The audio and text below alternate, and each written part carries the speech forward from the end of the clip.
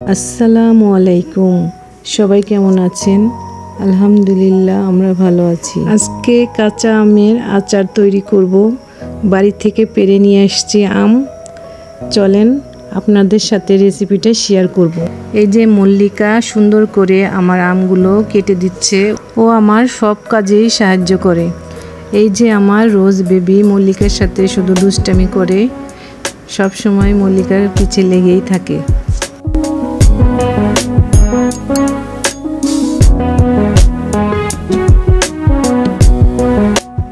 এভাবে সবগুলো আম মল্লিকা কেটে নিল।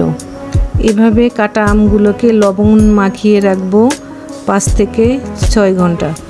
চলে আসলাম 6 ঘন্টা পরে। লবণ মাখানো আমে অনেক পানি উঠে গেছে। এই লবণের পানি দিয়েই সিদ্ধ করে নিব হলুদের গুঁড়া, মরিচের গুঁড়া, ধনিয়ার গুঁড়া দিয়ে। এখন প্যানে তেল দিয়ে দিব পরিমাণ মতো। তারপরে রসুন বাটা দিব। রসুন বাটা দেওয়ার পরে নাড়াচাড়া করে দিতে হবে। এরপর সরিষা বাটা দিয়ে দিলাম। নাড়াচাড়া করতে হবে ভালোভাবে, যাতে তেলের সাথে সরিষা বাটাটা মিশে যায়। দিয়ে দিব রসুন, তারপর কাঁচামরিচ, তারপর ভালোভাবে নেড়েচেড়ে মিশিয়ে নিতে হবে তেলের সাথে। সিদ্ধ করে রাখা আমগুলো ছেড়ে দিলাম তেলের সাথে।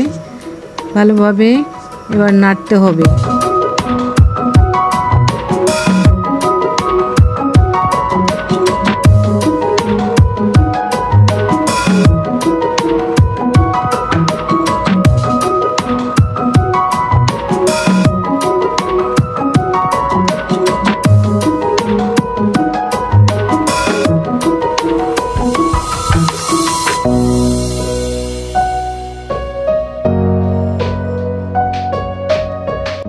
দিয়ে দিলাম একটু চিনি, আপনারা আপনাদের মতো পরিমাণ মতো দিবেন।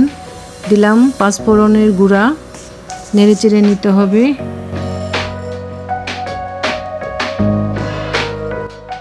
সব শেষে ভিনেগারটা দিয়ে দিব, যাতে আচারটা অনেক দিন ভালো থাকে।